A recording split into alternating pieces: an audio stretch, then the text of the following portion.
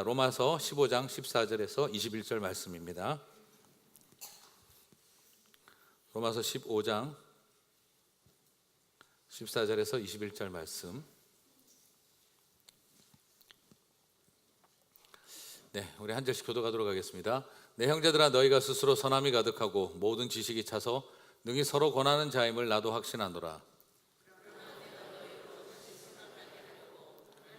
저 내게 주신 은혜로 말미암아 더욱 담대히 대량 너희에게 썼노니, 이 은혜는 곧 나로 이방인을 위하여 그리스도 예수의 일꾼이 되어 하나님의 복음의 제사장 직분을 하게 하사 이방인을 제물로 드리는 것이 성령 안에서 거룩하게 되어 받으실 만하게 하려 하심이라.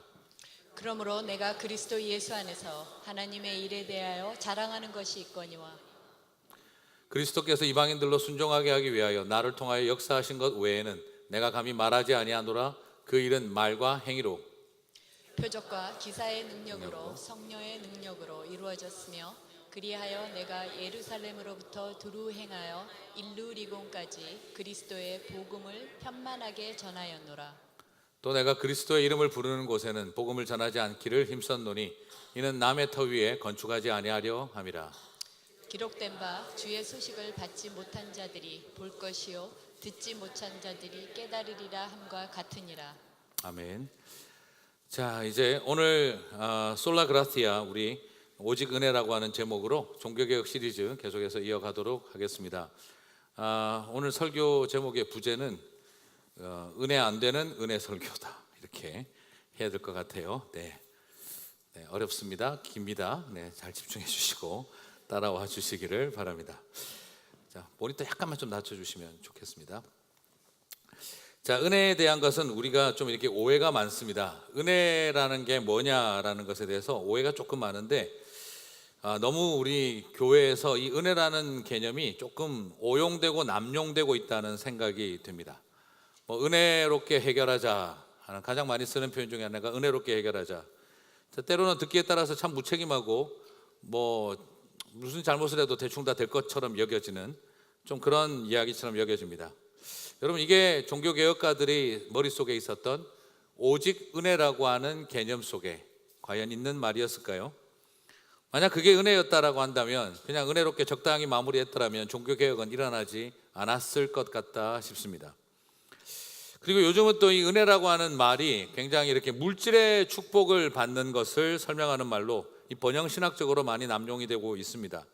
우리 비즈니스에 하나님의 은혜가 넘치게 해 주십시오. 우리의 자녀들이 하나님의 은혜를 받게 하여 주십시오. 우리도 모르게 그렇게 말할 때는 뭔가 성공적인 삶을 살아가고 번영하는 것을 은혜로 정리하고 있는 듯한 모습입니다. 만약 그것이 종교개혁가들이 바라봤던 오직 은혜였다라고 한다면, 오히려 종교개혁은 전혀 은혜 받지 못한 일이었다라고 말할 수가 있겠습니다. 그들이 추구했던 은혜로 인하여 모든 재산과 지위를 다 잃고 생명을 잃어야 했기 때문입니다.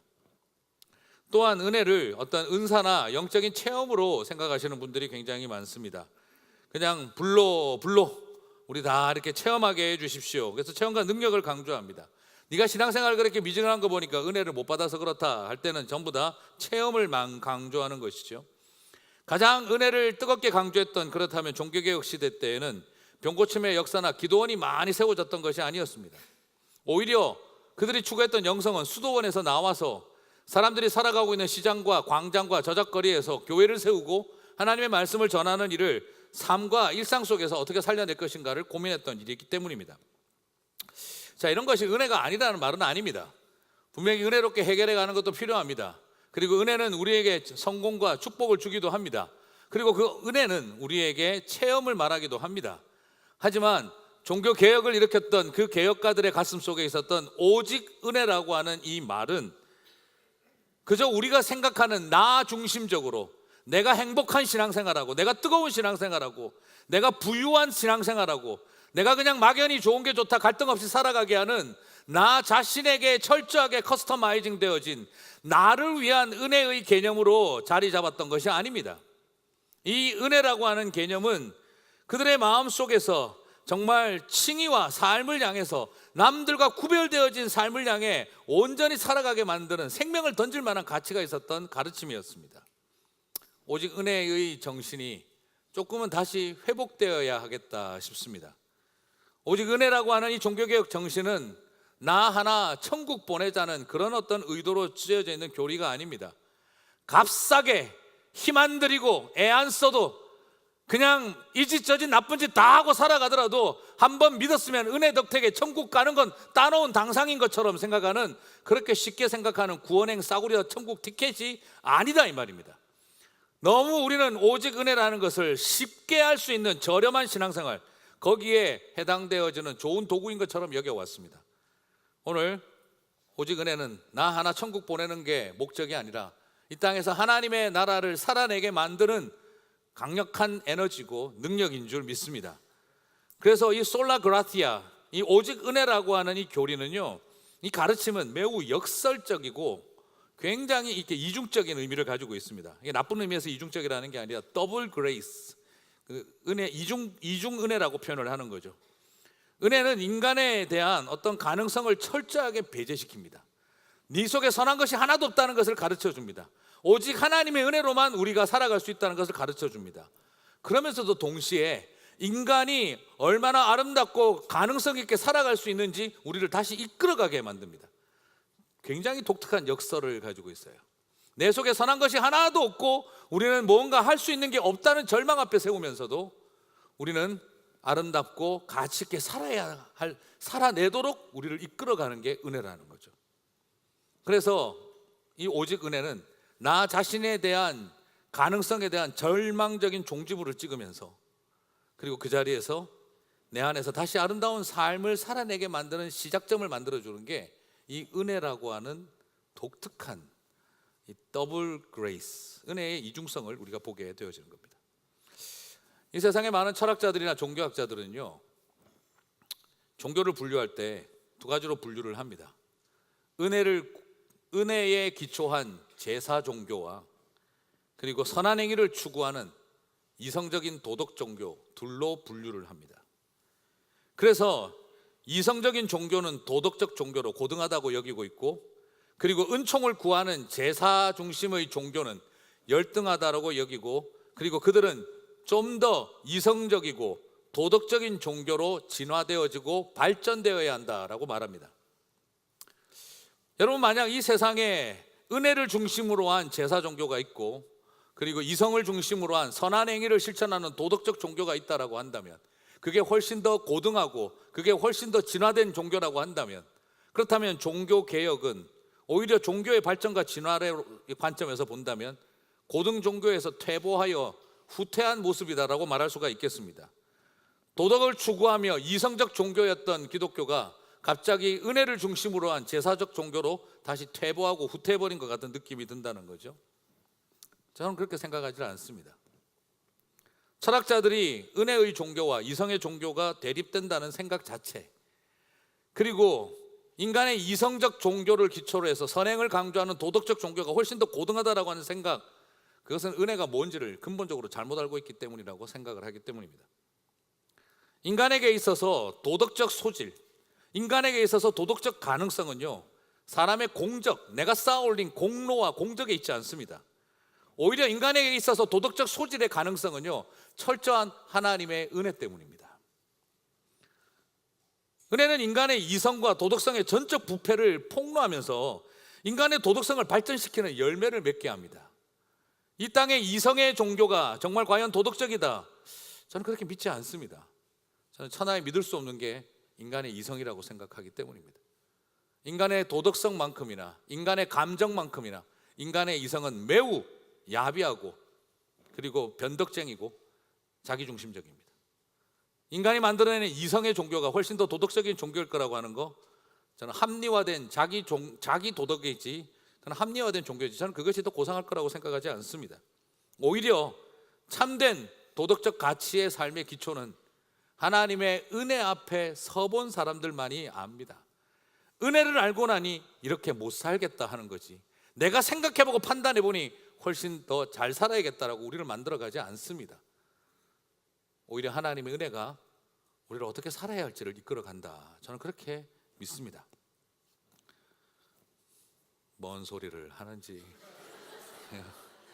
왜 복잡한 말을 아침부터 이렇게 힘들게 하시나 하는 생각이 드실 수도 있겠습니다. 근데 저는 인간의 이성을 믿을 수가 없어요. 저는 사람에 대한 신뢰감을 갖는다는 것 자체에 대해서 별로 저는 기대감을 갖지를 못합니다. 나는 인간의 도덕성, 인간의 이성을 믿는다. 저는 세상에 가장 믿을 수 없는 거라고 생각해요. 여러분 솔직히 그죠? 뭐 자주 드리는 이야기지만 밤길 가다가 귀신 만나는 게 무서울까요? 사람 만나는 게 무서울까요? 솔직히 밤길 가다 사람 만나는 게 더 무섭지 않습니까? 교회에 뭐 귀신 때문에 문제 생깁니까? 사람 때문에 문제 생깁니까? 사람 때문에 문제 생겨요. 그래서 귀신들이 요즘 내적 치유가 많이 필요하다고 그러지 않습니까? 내가 한 일이 아닌데 자꾸 쟤들이 나 때문이라고 이야기, 지네들끼리 싸워놓고 왜 자꾸 내 탓이라고 그러는지 모르겠다고. 사실 저는 인간의 이성을 저는 믿지 못하겠어요. 인간의 어떤 가능성 잘 모르겠습니다. 그래서 오늘 저는 여러분과 함께 하나님의 오직 은혜는 우리를 어디를 향해 이끌어가는가, 나 자신에 대한 가능성에 대한 철저한 절망으로 우리를 경험하게 하고, 그러면서 동시에 하나님의 은혜는 우리로 하여금 아름다운 삶을 향한 가능성으로 우리를 다시 초대합니다. 저는 이 두 가지 긴장을, 이 더블 그레이스에 대해서 오늘 같이 여러분과 함께 좀 살펴보도록 하겠습니다. 은혜가 하는 첫 번째 역할은 인간 자신에 대한 가능성에 대해서, 인간의 스스로의 가능성에 대해서 철저하게 절망하게 하는 자리로 우리를 이끌어갑니다. 은혜의 첫 번째 기능은요, 인간의 이성과 도덕성으로 인간은 스스로 의롭다 할 수 없고, 의로워질 수 없고, 그리고 하나님이 원하시는 삶을 살아갈 수도 없으며, 자력으로 스스로를 절대 구원할 수 없다는 것으로 우리를 고백하게 하고 폭로합니다. 내가 죄인 중에 괴수임을 처절하게 깨닫게 만드는 역할, 그 자리로 우리를 이끌어가는 게 은혜입니다. 인간은 스스로 내가 지었던 죄책으로부터, 그것으로부터 내가 벗어날 수 없는, 내가 어떤 인간의 이성과 도덕성과 학문과 내가 만든 종교적인 어떤 방식으로 어떻게 내가 뭘 해보려고 한다고 할지라도 우리는 스스로를 어찌할 수 없는 연약한 인생이라는 것 앞에 우리를 세웁니다. 그리고 나서 오직 하나님의 은혜 아니고서는 우리는 이 길에서 나갈 수가 없다는 것을 고백하게 만드는 것, 그게 바로 은혜의 가장 중요한 역할입니다. 에베소서 2장 5절에서 9절을 같이 한번 보도록 하겠습니다. 같이 읽겠습니다. 허물로 죽은 우리를 그리스도와 함께 살리셨고 너희는 은혜로 구원을 받은 것이라. 또 함께 일으키사 그리스도 예수 안에서 함께 하늘에 앉히시니 이는 그리스도 예수 안에서 우리에게 자비하심으로써 은혜의 지극히 풍성함을 오는 여러 세대에 나타내려 하심이라. 그 은혜에 의하여 믿음으로 말미암아 구원을 받았으니 이것은 너희에게서 난 것이 아니요 하나님의 선물이라. 행위에서 난 것이 아니니 이는 누구든지 자랑하지 못하게 함이라. 자, 오늘 이 말씀에서 시작이 허물과 죄로 죽었던 너희라고 표현합니다. 자, 허물과 죄로 죽었던 너희, 이것은 영적으로 인간이 어떤 존재인지를 설명을 해주고 있습니다. 사실 여기에서는 우리가 형용사형으로 죽었던이라고 번역을 하고 있으나 명사로 번역해도 됩니다. 이것이 명사로 번역되면 뭐라고 쓰이냐면 시체라고 번역이 됩니다. 허물과 죄로 시체였던 너희, 허물과 죄로 죽은 자였던 너희, 그냥 완전히 죽어있는 시신으로 여겨졌던 너희. 자, 여기서 우리가 발견할 수 있는 게 뭡니까? 인간은 근본적으로 어떤 존재라는 것이죠? 스스로 생각하고 말하고 행동하고 스스로를 위해서 아무것도 할 수 없는 죽은 존재와 같다. 이게 인간이 맞닥뜨리게 될 죄의 실체 앞에서의 우리의 모습입니다. 무엇을 말합니까? 허물과 죄로 병들었던, 허물과 죄로 아픈 너희가 아닙니다. 허물과 죄로 인하여 시신이 어떤 너희, 다시 말씀드리면 내 스스로를 위해서 아무것도 할 수 없는 존재입니다. 예수님에게 도움받아 부축받아서 착한 일을 하고, 예수님께서 윌체어 주셔서 내가 뭔가 착한 일을 할 수 있고, 예수님께서 진통제 역할을 해줘서 내가 뭔가 좋아지는 일을 할 수 있는 어떤 것을 말하는 게 아닙니다. 우리는 전적으로 아무것도 할 수 없는 허물과 죄로 죽은 존재라는 것, 이게 바로 성경이 말하고 있는 인간의 존재의 모습입니다. 다시 말씀드리면 하나님의 은혜가 아니고서는 우리가 인간이 살아오면서 만들었던 인간의 이성과 인간의 도덕과 심지어 우리가 발전시켜왔던 종교적인 덕목과 율법까지조차도 그렇게 수많이 율법을 연구해서 써놓았던 탈무드 같은 것이 결코 우리를 살릴 수 없다라는 절망 앞에 세운다는 것이죠. 오직 은혜는 내 힘으로 할 수 없다는 것 앞에 우리가 실체 앞에 서게 만드는 것입니다.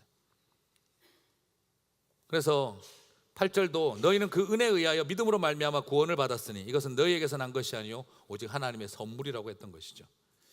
오직 은혜는요, 인간의 가능성에 대한 절망에서 시작됩니다. 나는 벌레만도 못한 죽을 인생이었다는 절망에서부터 시작됩니다. 우리가 만들어낸 종교적인 어떤 도구들, 우리가 열심히 뭔가 만들어 놓은 의식과 제의 행위들, 그리고 우리가 뭔가 열심히 발전시켰던 학문과 우리의 사회적인 어떤 성과물들이 우리 자신을 어떤 것으로도 구원으로 이끌지 못한다는 절망 앞에 서는 것입니다. 우리가 뭔가 스스로 할 수 있을 것이라고 희망을 가지고 발전시켜 왔던 수많은 것들에 대한 철저한 절망을 고백하는 게 오직 은혜의 출발입니다. 로마서 3장 28절은 말합니다. 같이 읽겠습니다. 그러므로 사람이 의롭다 하심을 얻은 것은 율법의 행위에 있지 않고 믿음으로 되는 줄 우리가 인정하노라. 로마서 11장 6절 같이 읽겠습니다. 만일 은혜로 된 것이면 행위로 말미암지 않음이니 그렇지 않으면 은혜가 은혜 되지 못하느니라. 에베소서 2장 8절 다시 한번 읽겠습니다. 너희는 그 은혜에 의하여 믿음으로 말미암아 구원을 받았으니 이것은 너희에게서 난 것이 아니요 하나님의 선물이라. 인간의 가능성에 대한 절망, 인간의 이중성과 죄에 종속되어 있는 우리의 모습을 철저하게 절망하며 심지어 우리가 발전시켜 왔던 종교까지 유대교의 몇천 년의 역사마저 부정하는 것이 바로 오직 은혜라는 것입니다. 이런 이야기를 하면 지금 마음속에 인간은 목사님 너무 무지막지하게 보십니다 생각이 드실 수 있을 것 같아요. 근데 하지만 저는 사람을 믿지 않습니다. 인간의 이성을 결코 믿을 수 없습니다. 우리가 어떤 존재냐면 온 인류를 멸망시킬 엄청난 대량 살상 무기들을 만들고 있으면서 우리가 그걸 통제할 수 있을 거라고 믿고 있는 사람, 것이 인간입니다. 자기들이 만든 종교적인 신념으로 수백 명을 폭탄으로 죽일 수 있으면서도 나는 위대한 사명을 수행한다고 믿고 있는 것이 인간입니다. 저는 이런 인간의 이성과 도덕성을 믿을 수가 없습니다. 요즘 우리 시대를 바라보면 인간에 대한 무한한 가능성, 인간은 신적 존재가 될 수 있다고 가르치는 이런 철학이 난무하는 시대입니다. 그런데 보면은요, 그런 철학에 가장 영향을 받는 헐리우드 영화쟁이들이 만드는 걸 보면 전혀 다른 내용이에요. 독특합니다. 공상과학 영화를 보면은요, 그 인공지능이라고 하는 AI가 이렇게 중심이 되어진 그 영화들을 보면 인간의 이성의 교만함과 그 가치의 산물이 극이 달한 것이 인공지능 아닙니까? 그런데 그 인공지능이 최고로 발전하고 진화되어져서 그 인공지능들이 영화에서 보면 마지막으로 결정하는 게 뭡니까? 이 지구라고 하는 생태계를 아름답게 보존하라고 만들어 놓은 인공지능이 이 지구를 살리기 위해서 마지막으로 선택하는 게 뭐죠? 인간을 없애야겠다는 결론이죠. 아무런 감정 없이 객관적인 데이터로 모든 것을 정리한 컴퓨터는 이 세상에 제일 먼저 없어져야 될 존재를 누구로 지목하고 있습니까?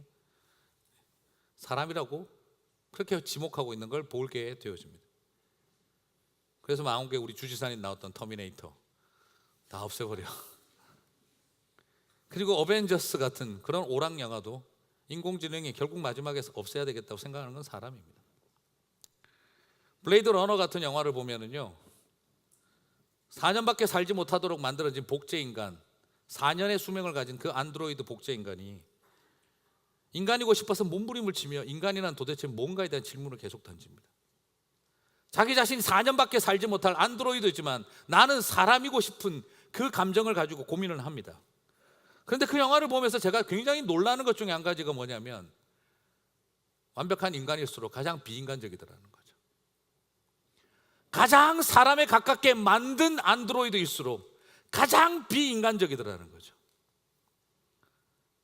가장 비인간적인 일을 하라고 만들어 놓은 안드로이드는 오히려 더 인간적인 것이 뭔가를 고민하고 있는데 가장 인간인 사람들이 가장 비인간적인 생각과 결정을 하고 살아가고 있더라는 거죠. 저는 그래서 사람의 철학과 이성과 과학과 종교의 이름으로 인간은 자기 자신을 향해서 뭔가를 대단히 할 것처럼 착각하고 있지만 저는 이 세상에서 가장 위험한 게 사람이라고 저는 생각을 합니다. 아직도 뭔가 인간의 이성을 향한 기대감을 가지고 있다면, 인간의 도덕성을 향한 기대감을 가지고 있다면 저는 글쎄요 라는 말밖에 할 수가 없습니다. 인간의 이성에 대한 무한한 신뢰를 가졌던 자유주의 신학자들이, 그중에 한 사람이었던 칼 바르트가 왜 어느 날 한순간 로마서 주석을 쓰며 다시 오직 은혜 앞으로 돌아왔을까요? 그가 세계 2차 대전을 겪고 난 다음 인간에게 어떤 선한 것을 기대할 수 없는 존재라는 것을 그가 발견했기 때문인 것입니다. 인간이 이처럼 대량 살상 무기를 가지고 이처럼 수많은 사람을 학살할 수 있는 그런 무서운 악마성을 가지고 있는 게 인간의 이성과 도덕성이라는 것, 그 절망 속에 하나님 앞에 다시 한번 돌아갈 수밖에 없는 것이죠. 우리는 온 인류를 학살로 몰아갈 그 무서운 전쟁을 2번이나 경험하고서도 우리는 여전히 더 많은 사람을 죽일 수 있는 대량 살상 무기를 만들며 살아가고 있는 게 인간입니다. 저는 그 모습을 바라보면서 인간을 향한 기대감을 갖는다는 것에 대한 처절한 절망을 가지고 있습니다. 오직 은혜는 바로 뭐냐? 스스로 우리가 대단히 진보되고 문명화되고 아름다운 세상을 만들 수 있는 것처럼 속이며 살아가고 있는 우리 자신들의 그 가능성과 의로움을 향해서 이런 철저한 죄인들이라고 어떤 선한 것도 존재하지 않는다라고 하는 그 절망으로 이끌어가므로, 그 깊은 탄식으로 이끌어가는 것, 그래서 하나님을 바라보게 하는 것, 그게 오직 은혜인 줄 믿습니다. 사랑하는 성도 여러분, 오직 은혜는 우리 안에 선한 것이 없는, 우리의 얼마나 많은 위선과 거짓으로 포장하고 살아가고 있으나 결국 인간은 자기 자신의 욕망과 그리고 나의 그 모든 것들을 위하여 이 세상을 조작하고 위선하고 논리화시키며 살아가는 불쌍한 존재라는 현실 앞에 우리를 세울 뿐이라는 것이죠. 그 자리에서 오직 은혜를 외치게 한 것이죠. 바울이 죽어라 로마의 철학을 배우고 죽어라 율법을 배우고 살아왔지만 그는 절망한 것입니다. 그 어떤 것도 나를 살릴 수 있는 게 없다는 거죠. 오직 은혜는 저와 여러분을 그 깊은 절망과 단식으로 이끌어갑니다. 아직도 내가 뭔가 할 수 있을 거라고 생각하고 있다면 우리가 은혜를 모르고 있다는 또 다른 증거입니다. 그러면 은혜의 두 번째 기능은 무엇일까요? 은혜는 이처럼 인간이 가능성에 대한 무한한 절망을 요구하면서 이 은혜는 동시에 인간의 순종과 아름다운 삶을 향한 소망의 문을 엽니다. 이 독특한 긴장을, 역설을 발견합니다. 은혜의 두 번째 기능은 우리를 도덕적 순종으로 하나님이 원하는 삶을 살아내고 인내하고 참아갈 수 있도록 우리를 이끌어갑니다. 죄인 중에 괴수였던 우리를 그리스도의 일꾼이 되게 하고 벌레만도 못한 죄인들인 우리들을 복음의 제사장이 되게 만드는 신분의 변화를 일으킵니다. 자기 자신의 이익을 위하여 철저하게 이기적으로 살아가는 인생들을 하나님 나라를 위하여 모든 것을 희생하게 만드는 능력이 은혜 가운데 있습니다. 은혜의 첫 번째 기능은 우리를 죄인 중에 괴수임을 알게 하고 하나님이 원하시는 삶을 스스로 살아갈 수 없다는 절망으로 이끌어가지만, 은혜의 두 번째 기능은 그런 죄인들인 우리를 그리스도의 예수의 일꾼으로 세워 복음의 제사장이 되게 하며 산 제물로 십자가의 길을 걸어가게 만드는 능력이 은혜 안에 있는 줄 믿습니다. 이 역설적인 것을 은혜 안에서 꼭 발견하시기를 바랍니다. 여기에서 철학자들이 말하는 은총의 종교와 이성의 종교, 이게 대립되는 게 아니라 바로 참된 은혜가 있어야 인간은 도덕적 삶을 살아갈 수 있다는 것입니다. 저는 인간의 이성이 도덕적 종교를 만들어낼 거라고 믿지는 않습니다. 그러나 하나님의 은혜가 우리를 이성적인 존재, 우리를 도덕적인 존재로 만들어갈 수 있는 것입니다. 모든 것의 기초는 그래서 은혜입니다. 오늘날 우리 시대의 교회가 왜 이 모양이 되었을까? 덜 이성적이기 때문이 아니라 은혜가 뭔지 모르고 있기 때문입니다. 오늘 15절 말씀부터 한번 살펴보겠습니다. 은혜가 어떤 일을 우리에게 하고 있습니까? 같이 읽겠습니다. 그러나 내가 너희로 다시 생각나게 하려고 하나님께서 내게 주신 은혜로 말미암아 더욱 담대히 대략 너희에게 썼노니. 여러분, 여기서 지금 15절에서 은혜가 뭘 하게 하고 있습니까? 은혜로 말미암아 뭘 썼습니까? 성경을 쓰게 했습니다. 로마서를 기록하게 했습니다. 하나님의 은혜는 죄인 중에 괴수인 바울로 하여금 하나님의 말씀인 성경을 쓰게 만들었습니다. 로마서는 천사가 어느 날 갖다 준 책도 아니고, 로마서는 하늘에서 레이저 광선이 돌판에 새겨놓은 것도 아니고, 로마서는 어느 날 펜이 떠올라서 분신삼아 하면서 써내려간 것도 아닙니다. 로마서는 이 죄인 중에 괴수인 바울이 자기 손을 들어 하나님의 영감을 받아 써내려가게 만들었습니다. 하나님의 은혜는 무엇입니까? 이 소망 없는 죄인들에게 하나님의 말씀인 성경을 쓰게 만드는 능력이었습니다.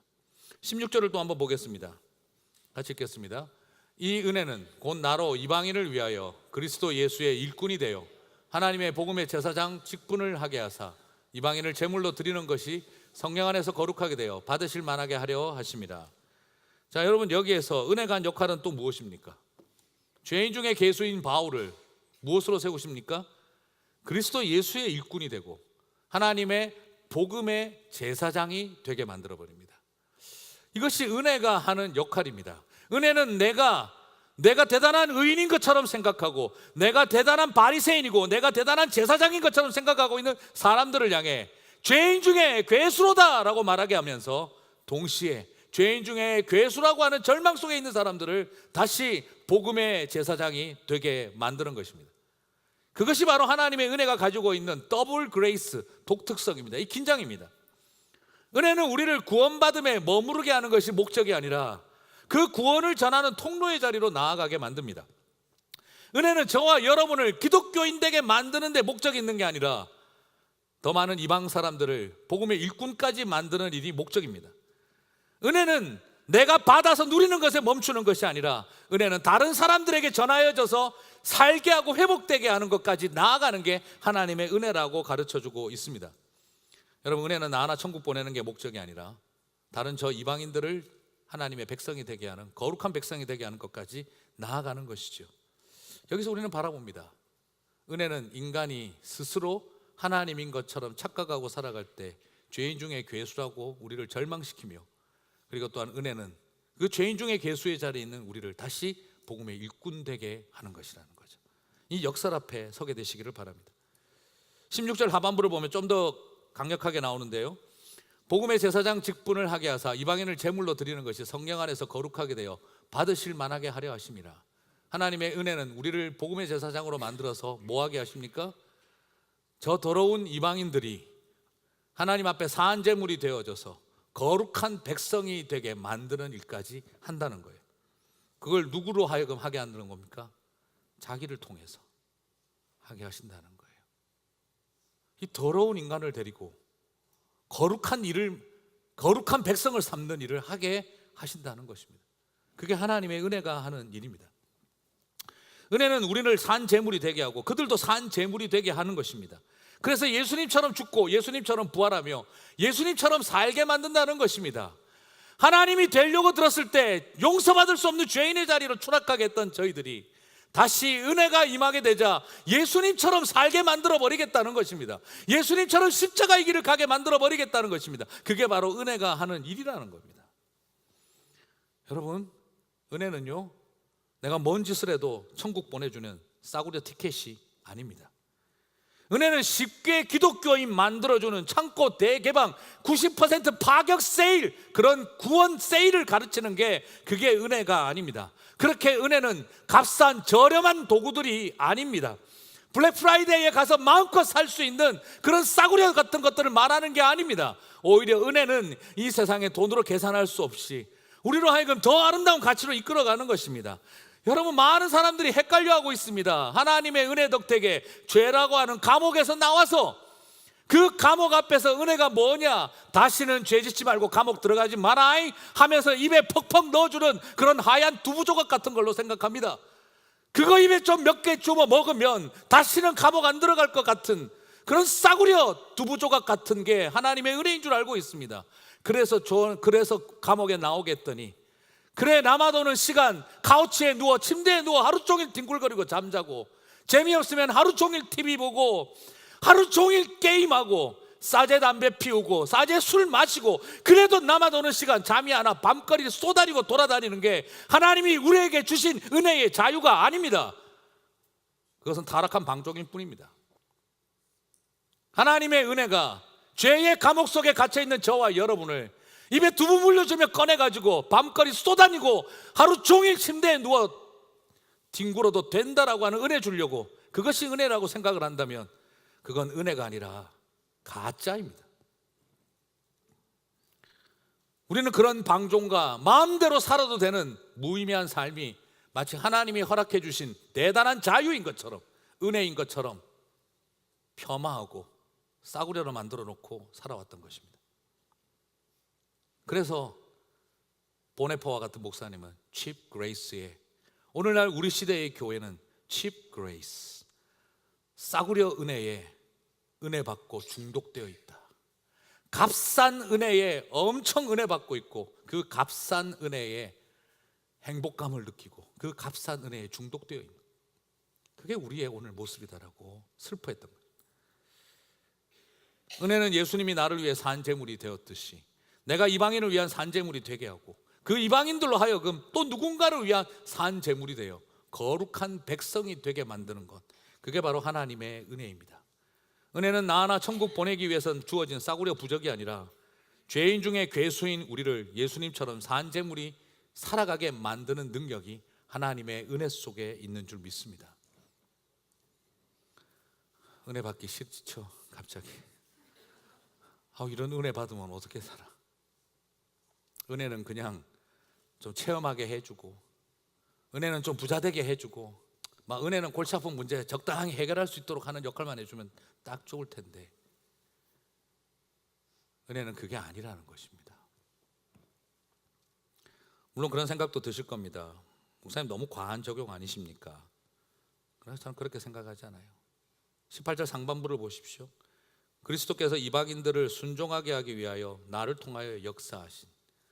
여러분, 여기서 그리스도께서 이방인들을 믿게 하기 위해서라고 말하지 않았어요. 바울은 이방인들로 순종하게 하기 위하여 나를 통하여 역사하셨다 그랬어요. 은혜가 어떻게 했습니까? 나라고 하는 이 바울을 통해서 이방인들이 믿게 하는 정도가 아니라 순종하게 만들어 버리셨다. 그게 하나님 은혜가 하는 일입니다. 로마서를 보면서 믿음만 배운다면 제가 분명히 아니라고 말씀을 드렸습니다. 로마서는 믿어 순종하게 하는 것을 가르치고 있습니다. 은혜는 이방인을 믿게 한 칭의를 넘어서 산재물이 되는 순종의 자리까지 이끌어가고 있는 것입니다. 은혜는 믿게 하는 것을 목적으로 하는 게 아니라 살아내게 만드는 것까지 목표로 하고 있는 것입니다. 여기에서 우리가 이제 주목해야 할 것은 은혜가 우리를 삶의 순종과 선한 행실을 살며 십자가의 길을 걸어가게 만드는 능력이라는 것입니다. 우리에게 있어서 도덕적 소질은 이성에게서 오는 게 아니라 하나님의 은혜에서 나온다는 것입니다. 내가 십자가에서 죽으신 예수님을 바라보고 나는 이렇게 살 수가 없다는 것, 거기에서 우리의 도덕적 소질이 시작되는 것입니다. 17절을 같이 한번 보겠습니다. 그러므로 내가 그리스도 예수 안에서 하나님의 일에 대하여 자랑하는 것이 있나니. 여러분, 지금 바울이 굉장히 교만하죠. 자랑할 게 있대요. 죄인 중에 괴수가 뭘 자랑을 해요? 근데 바울은 은혜를 제대로 가르치니까 자기에게 자랑할 게 있다고 합니다. 그것도 1인칭 단수 주어, 내가 계속 그러고 있습니다. 바울은 평생 죽는 날까지 1인칭 단수 주어는 쓰지 않고 주님이만 할 것 같은데, 은혜를 알고 난 사람이 이제는 태도가 바뀌죠. 18절 19절 같이 한번 읽어보겠습니다. 뭘 자랑하고 싶은 걸까요? 그리스도께서 이방인들을 순종하게 하기 위하여 나를 통하여 역사하신 것 외에는 내가 감히 말하지 아니하노라. 그 일은 말과 행위로, 표적과 기사의 능력으로, 성령의 능력으로 이루어졌으며, 그리하여 내가 예루살렘으로부터 두루 행하여 일루리곤까지 그리스도의 복음을 편만하게 전하였노라. 여기서 보면은요, 자기가 지금 자랑할 게 있다고 합니다. 여기서 그리고 보면 1인칭 주어 단수형이 계속해서 쓰이고 있습니다. 주님이 하셨다라고 표현하는 게 아니라 내가 전도했다는 거예요, 열심히. 그리고 18절 맨 끝에 한번 보시겠습니다. 그 일은 내가 말과 행위로 했다는 거예요. 말과 행위로, 이게 뭡니까? 내가 전한 말씀뿐만 아니라 내 삶의 실천을 통해서 언행일치적인 삶의 이야기까지 다 포함하고 있습니다. 그러면서 말합니다. 내가 했는데도 불구하고 성령의 능력이라고 또 말합니다. 내가 이 일을 하였노라, 성령의 능력으로 하였노라. 하나님의 은혜로 했다는 말과 내가 했다는 말을 같이 놓고 있습니다. 분리시키지는 않아요. 사도 바울은 이 두 가지를 다 다루고 있습니다. 그래서 여러분 바울 서신을 넘겨서 보시면은요, 바울 서신에 제일 많이 나오는 말이 내가 다른 사도들보다 더 많이 수고하였으나 내가 한 것이 아니요 오직 하나님의 은혜로다. 바울은 독특한 표현을 쓰고 있습니다. 내가 했으나 누가 한 거라는 거예요? 성령님이 하신 것이라. 또 딴 데서는 뭐라고 하느냐? 내가 하나님의 은혜로 말미암아 내가 복음 증거하는 일을 다 이루었노라. 지금 내가 한 겁니까? 하나님의 은혜가 한 겁니까? 분리시키지를 않고 있는 거예요. 사랑하는 성도 여러분, 바울은 자신의 책임과 하나님의 은혜가 떨어지지 않는 공존 상태에 있었던 사람인 것을 발견하게 되어집니다. 철저하게 나는 아무데 쓸데없는 자요, 선한 것이 하나도 없는 자요, 나는 죄인 중에 괴수라고 이야기를 하면서도 그러나 하나님의 은혜가 자기를 살게 하고 있다는 걸 말하고 있어요. 참 신기한 일입니다. 그리고 20절을 보면 또 재미난 표현이 나옵니다. 물론 저만 재미있을 수 있습니다만 20절을 같이 한번 읽어보겠습니다. 같이 읽겠습니다. 내가 그리스도의 이름을 부르는 곳에는 복음을 전하지 않기를 힘썼노니 이는 남의 터 위에 건축하지 아니하려 함이라. 자, 여러분 이걸 선교 정책이라고 볼 수도 있습니다. 다른 선교사님이 먼저 가서 사역하고 교회 세웠으면 나는 거기 가서 교회 안 세운다. 이게 선교 정책적인 말도 보이지만은요, 사실은 선교 정책이 아니라 선교 윤리에 대한 이야기입니다. 도덕성에 대한 이야기입니다. 바울이 오늘 이야기를 왜 했느냐면 그가 비즈니스 모랄리티, 상도의 관점에서 이야기를 하고 있는 거예요. 왜냐하면 바울이 비즈니스 에즈 미션을 했던 사람입니다. 선교하기 위해서 비즈니스 했던 사람이에요. 제가 여러 번 말씀을 드렸습니다만 바울이 그 선교할 때 그 뭡니까 이렇게 그 텐트를 만들어 팔았잖아요. 그게 우리가 뭐 코스코나 이런 데 가서 보는 뭐 한 25불이면 살 수 있는 그런 A형 텐트, 여행용 텐트를 말하는 게 아니에요. 얇은 거.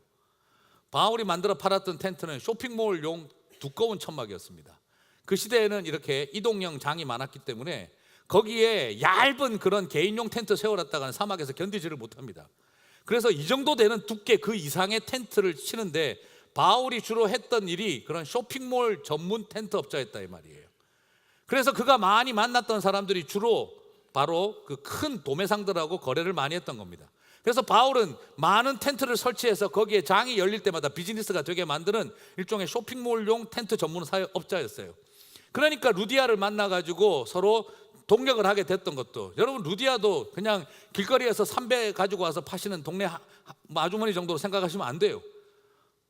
자주장사라 그랬습니다. 그 당시에 자주빛 옷감은 왕족 외에는 입지를 못합니다. 다시 말씀드리면 루디아는 그 시대에 왕들과 거래하는 굉장히 수준 높은 고급 원단업자였다는 거예요. 그럼 그런 사람하고 어떻게 바울이 릴레이션십을 만들었느냐? 그런 대단한 쇼핑몰 건축업자였기 때문입니다. 바울은 그때 알고 있어요. 우리가 세워놓은 그 텐트 자리에 딴 사람들이 와서 장사하면 안 된다는 거 알고 있어요. 그가 그래서 말하는 겁니다. 해외 선교를 다녀보니까 하나님의 사역자들끼리 서로 경쟁해가지고, 그래서 남들이 벌써 가서 교회 세우고 선교하고 있는데 또 가서 뭐 하고 있는 거, 이런 걸 보니까 기가 차가지고, 아니 어떻게 하나님의 일을 비즈니스보다도 더 도덕성이 없게 하냐? 그래서 지금 말하고 있는 거예요. 나는 딴 데 가서 안 할 거다. 여러분 최소한 비즈니스 하는 사람들도 도덕성을 추구하는데 교회 다니는 사람들이 이게 지금 뭐 하는 겁니까? 하나님의 일하면서 지금 그 이야기를 하고 있는 겁니다. 이건 선교 정책에 대한 이야기가 아니라 선교 윤리에 대한 이야기예요. 결국 뭘 말하는 겁니까? 그는 자신이 지금 커머셜 스피릿, 장사 속을 가지고 일을 하고 있는 게 아니라 경영 마인드, 매니지먼트 마인드를 가지고 지금 이 일을 하고 있다는 것입니다. 하나님이 주신 은혜가 그로 하여금 이런 삶의 방법을 선택하게 하고 있는 것입니다. 은혜가 뭘 만듭니까? 도덕적 삶을 만들어내고 있는 것입니다. 이처럼 구원과 칭의에 있어서 하나님 은혜에게 앞에서 인간은 뭔가 선한 것이 하나도 없습니다. 그러나 그 구원과 칭의를 확장해가는 일상의 성화의 자리로 우리를 이끌어가는 자리에서 이 세상에서 바보같이 살고 손해보고 살게 만드는 능력이 무엇입니까? 그게 바로 하나님의 은혜라는 거예요. 예수님처럼 살게 만드는 능력이 바로 하나님의 은혜라는 것입니다. 그래서 이방인들조차 순종으로 이끌어가고, 그리고 그 이방인들조차 거룩한 백성이 되게 만드는 일, 그게 하나님의 은혜가 하는 일입니다. 그 일에 우리 같은 죄인을 쓰신다는 거죠. 사랑하는 성도 여러분, 오직 은혜를 외친 종교개혁가들이 가장 많이 강조한 것이 무엇이겠습니까? 바로 신앙의 순결과 생활의 순결입니다. 저처럼 개혁주의 신앙 목숨 걸고 공부했던 고신 출신인 SFC, 맨날 모이면 Student for Christ 모이면 맨날 외우는 강령이 개혁주의 신앙의 원리에 따라 신앙의 순결과 생활의 순결, 신학의 순결, 교리의 순결, 그리고 생활의 순결, 이 분리되지가 않았습니다. 그런데 오늘날 우리 시대의 많은 교회들은 너무나 안타깝습니다. 성추행을 하고 그렇게 살아가면서 하나님의 은혜를 팔아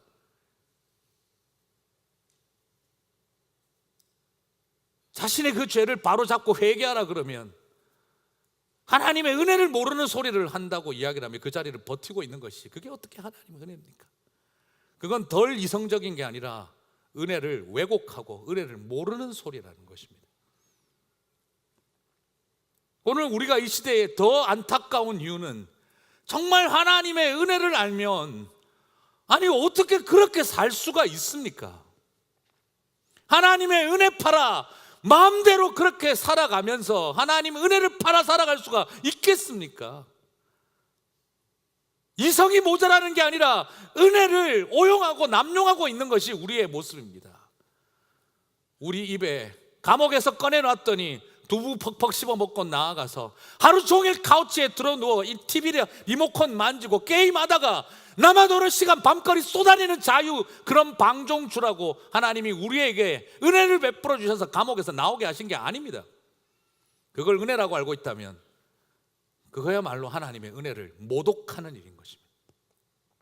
오늘 이 시대의 교회가 비난의 대상이 되는 이유는 이성이 부족해서가 아니라 하나님의 은혜를 잘못 알고 있기 때문인 것입니다. 사랑하는 성도 여러분, 저는 제가 지금 노동운동이 옳다 그러다 이런 걸 이야기하고자 함이 아니라, 제가 예전에 만났던 한 노동운동을 하고 있던 사람을 한 사람 만났는데요, 그 사람 자기 삶의 이야기를 해주는데, 자기는 예전에 20대 때 부녀자 희롱과 사기와 폭력과 그리고 도둑질과 그런 잡범으로서 전과 5범을 가지고 있던 사람이에요. 전과 4범 5범이 있었던 사람이라 그래요. 그런데 자기가 20대 때 그렇게 감옥 왔다 갔다 하기를 내 집 드나들듯이 했던 그 인생이 어느 날 다시 또 죄 짓고 들어가서 별 4개 5개 달고 들어가서 폼 잡고 들어가는데, 거기 한 선생님을 만났다는 거예요. 그분은 왜 왔나요? 그러니까 시국 사범으로 사회운동하다가 노동운동하다가 잡혀 들어왔던 사람이라더는 거예요. 그래서 막 자기는 그 사람 괴롭히고 막 힘들게 만들었대요. 그런데 살아가다 보니 이 사람한테 배울 게 많더랍니다. 그래서 어느 날부터 앉아서 이 사람한테 배우다 보니 자기가 인생 참 무지 헛살았다는 생각이 들더라는 거예요. 누군가는 이렇게도 살아가는데 왜 나는 시중잡배와 같이만 살아왔을까? 별 4개 5개 단 게 무슨 자랑이라고 이렇게 살아왔을까? 그래서 그 선생님한테 자기는 열심히 배우고 이젠 앞으로 나아가서 제대로 살아야겠다 생각하고, 진짜 자기가 혐오하던 옛날 놀던 그 깡패 옷들 다, 양아치 옷들 다 벗어 던지고, 그리고 자기는 블루칼라가 되어져서 열심히 밖에 나가서 일을 했다는 거예요. 그러다가 사회적인 문제 앞에 자기가 좀 문제의식을 느끼고 싸우다 보니 이제는 자기도 시국사범이 되어져서 그래서 감옥에 들어와서 다시 돌아왔다는 거예요. 그런데 하는 말이 그 말입니다. 자랑스럽다고. 시중잡범이었던 내가 이제는 시대의 아픔에 함께하면서 내가 이런 자리에 오게 됐다니 나는 이제 부끄럽지 않다고 그렇게 이야기를 하는 거예요. 저는 지금 이게 노동운동이 옳다, 시국사범이 되는 게 옳다 이런 걸 말하고자 함이 아니라, 제가 그때 그 이야기를 나누면서 뭘 생각했냐 그러면, 우리에게서 은혜와 복음이라는 건 도대체 뭘까? 정말 이 땅을 살아가던 저렇게 별 4개 5개 달고 살아가는 걸 자랑스럽게 여기고 있던 인생이 생각의 전환과 사고의 전환 하나만으로도 저렇게 다르게 살아갈 수 있는데, 우리에게 하나님의 아들이 십자가에서 죽기까지 우리를 사랑했다는 복음의 메시지, 그 은혜는 정말 우리의 인생을 바꾸는 것일까? 정말 적당히 대충 은혜롭게 해결하자, 그냥 적당히 세상에서 복받고 살자. 그냥 적당히 이 세상에서 체험하고 살아가는 행복한 신앙생활, 복된 신앙생활, 복이 넘치는 신앙생활, 즐거운 신앙생활의 도구가 과연 하나님의 은혜인가? 그렇게 하나님의 은혜는 이 세상의 사상보다도 수준이 낮은 것인가? 저는 굉장한 절망감이 밀려왔습니다. 우리에게 이성이 부족한 게 아니라 십자가의 오직 은혜가 무엇인지를 우리는 다 잃어버리고 살고 있었다는 것입니다. 사랑하는 성도 여러분, 말씀 뵙겠습니다. 예수님의 시대를 생각해 봅니다. 행위를 가장 강조하던 사람들이 가장 부패했던 시대였습니다. 바리새인이나 제사장이나 서기관들은 가장 행위를 강조하는 사람들이었으나 그러나 가장 위선적인 사람들이었습니다. 그때 주님은 오직 은혜를 가르치셨습니다. 구원을 얻기 위해서는 인간의 행실이 50%나 필요하다는 신인 협동 구원론이 가득 찼던 그 시대에, 오히려 인간의 선행을 강조하던 그 시대에 오히려 건축을 위해서 면죄부를 파는 인간의 부패가 극에 달했던 시대, 종교개혁가들은 오직 은혜를 외쳤습니다. 그런데 지금은 역설적이게도 그 오직 은혜를 외친 사람들의 교회에서 그 은혜를 악용하여 자신의 부패와 타락을 정당화시키는 시대를 우리는 살아가고 있습니다. 사랑하는 성도 여러분, 오직 은혜는 우리가 쉽게 살아가는 인생을, 죄 짓고 살아가는 인생을 합리화시키라고 준 그런 것이 아니라 가슴에서 터져나오는 그 고백처럼 하나님의 은혜로만 삽니다 하는 그 처절한 고백으로 우리를 이끌어가는 것이 하나님의 은혜입니다. 우리는 너무 은혜를 싸구려로 팔아서 자신의 죄를 정당화시키는 도구로만 사용해 왔습니다. 정말 생활의 순결이 없이 신학의 순결을 외치면서 그렇게 살아왔습니다. 너무 많은 교회들이 나는 순수한 복음을 가르친다는 이름으로 하나님의 은혜를, 생활의 순결을 말하면 도덕주의자, 율법주의자라고 말하며 쉽게 던져버렸고, 그래서 마치 죄를 지어도 상관없이 그냥 무조건 뭔 짓을 해도 천국을 갈 수 있는 것처럼 가르치는 게 참된 복음인 것처럼 가르쳐온 것이, 그것이 반쪽이었고 가짜였다는 걸 우리가 좀 알았으면 좋겠습니다. 하나님의 은혜는 우리 스스로 선한 것이 하나도 없다는 절망 앞으로 우리를 이끌어갑니다. 그리고 또한 하나님의 은혜는 도무지 나는 이렇게 못 살겠다는 삶의 자리로 우리를 다시 이끌어갑니다. 안타까운 것은 처절한 절망도 해보지 못하고 그리고 처절한 감격도 경험하지 못한 채 신앙생활을 하는 것입니다. 아직도 내 안에 뭐가 될 것 같은 가능성을 붙들고 착각하고 살아가고 있으면서, 그러면서도 죄를 지을 때마다 하나님의 은혜로 자기 자신의 못난 것은 합리화시키며 살아가는 우리의 모습이, 그게 바로 하나님의 은혜와는 거리가 먼 인생입니다. 오직 은혜를 외치는 사람은 자기 자신에 대해서 처절하게 선한 것이 없음을 절망해야 합니다. 여러분, 왜 아직도 분노하십니까? 절망을 해보지 못하면요, 계속 분노만 남아있으면 안 됩니다. 왜 분노하십니까? 다 나름 이유가 있습니다. 그러나 하나 더 물어보고 싶은 건, 철저하게 나 자신에 대해서 절망해보지 않으면 우리가 분노하는 경우가 더 많습니다. 사실 왜 우리가 분노합니까? 왜 하나님 안 도와주십니까? 왜 하나님 안 도와주십니까? 우리 분노하지 않습니까? 근데 솔직히 물어봅시다. 내가 다 한다고 하지 않았습니까? 하나님은 옆에서 조금 걸쳐서 부축만 해주면 된다는 생각만 하고 살아오지 않았습니까? 하나님이 기껏 해봐야 진통제밖에 더 됐습니까? 옆에서 어시스트만 해주면 된다고 생각하고 살아오지 않았습니까? 결국 내가 다 하려고 하지 않았습니까? 그것에 대해서 우리는 처절하게 절망을 하지 않습니다. 내가 다 하고 있는데 왜 옆에서 안 도와줬느냐? 그것 자체가 무너져야 됩니다. 완전히 절망해야 합니다. 그리고 그 절망의 끝자락에서 이런 소망 없는 죄인인 나를 데리고 하나님이 다시 일으키시는 것을 봐야 합니다. 오직 은혜는 바로 그 자리로 우리를 세울 때 터져나오는 감격이고 찬양입니다. 저는 그래서 여러분에게 부탁하고 싶습니다. 성도는 깊은 탄식을 경험해야 합니다. 그리고 그 탄식의 끝에서 터져나오는 감탄사를 경험해야 합니다. 제가 말씀드리지 않았습니까? 신학은 찬양이라고 말씀드렸습니다. 신학은 디알라지라고 하는 신학은 찬양이라고 말씀을 드렸습니다.